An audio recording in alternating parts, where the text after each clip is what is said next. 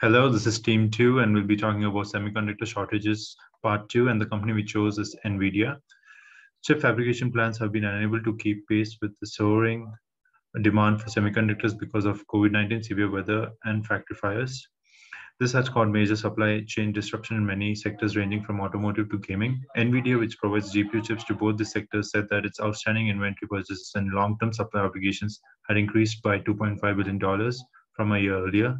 That cost now stands at $6.9 billion. According to a global data report, the semiconductor industry is at the start of a 10-year reset in the wake of the pandemic, geopolitical turmoil, and the resulting global shortage. Nvidia has been using its financial muscle to avoid major supply chain problems, making a $1.6 billion payment in the third quarter to secure chip supply amid global shortage.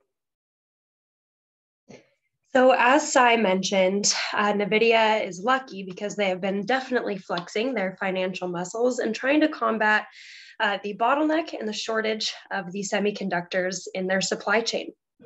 In 2020, Nvidia attempted to acquire an actual semiconductor manufacturing firm called ARM, and the deal was actually supposed to go through this month, March of 2022. How unfortunately, both companies have cited significant regulatory challenges and the deal has fallen through.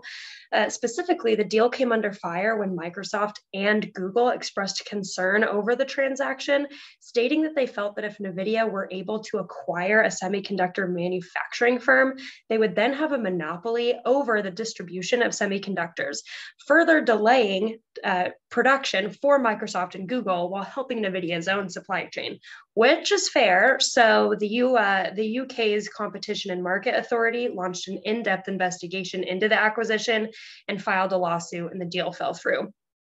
But luckily, Nvidia CEO Jensen Huang, in a separate article, stated, "We don't have any magic bullets in navigating the supply chain, but we do have the support of our suppliers, and we're fortunate that we're multi-sourced and that our supply chain is diverse and our company is large and financially able enough to support the large ecosystem around us." Thank you, Sai. In Sydney, I'm going to be talking about a source called Nvidia and Intel might join forces to end the chip shortage. This is an article from The Street. That's actually the source. It's called thestreet.com. Ancient Greek philosopher Plato once said that the greatest wealth is to live content with little, but economics doesn't typically work like this. In the words of renowned British economist Charles Robbins, humans want what they can't have.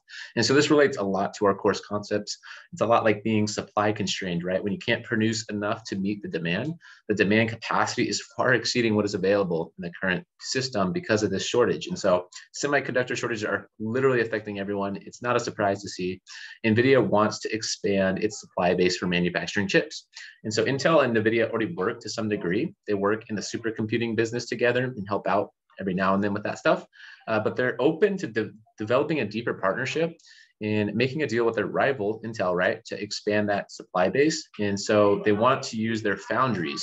And that's a key component in the semiconductor creation process. And so it's interesting to see that this shortage is in fact uniting two rival companies together in a crisis. They're willing to help alleviate and improve overall product flow times for both of their products without suffering alone on an island. They're willing to help each other in this time of need. Separate from trying to improve supplier problems, Nvidia has taken a legislative approach to improve shipments and supply. According to a 2022 article from Digital Trends, in 2019 and 2020, the Trump administration imposed tariffs on goods from China, explicitly impacting Nvidia, which sources GPU components and chips from China. Because of this, Nvidia had a hard time getting enough affordable chips, and the Chinese tariffs hurt the components Nvidia was able to source. In response to this issue, Nvidia lobbied the Trump administration to specifically exclude GPU components from the tariffs, which did end up happening. However, in late 2021, Nvidia's exclusion from the sanctions expired, leading to a potential supply chain crisis once again for the company. In March of 2022, Nvidia was able to successfully lobby the federal government once again to institute an exclusion for GPU components from tariffs. Because of the expansion of long-term supplier contracts and effective government lobbying, Nvidia projects an increase in profits of approximately $500 million in 2022 and a significant increase in sales due to its effective supply chain management.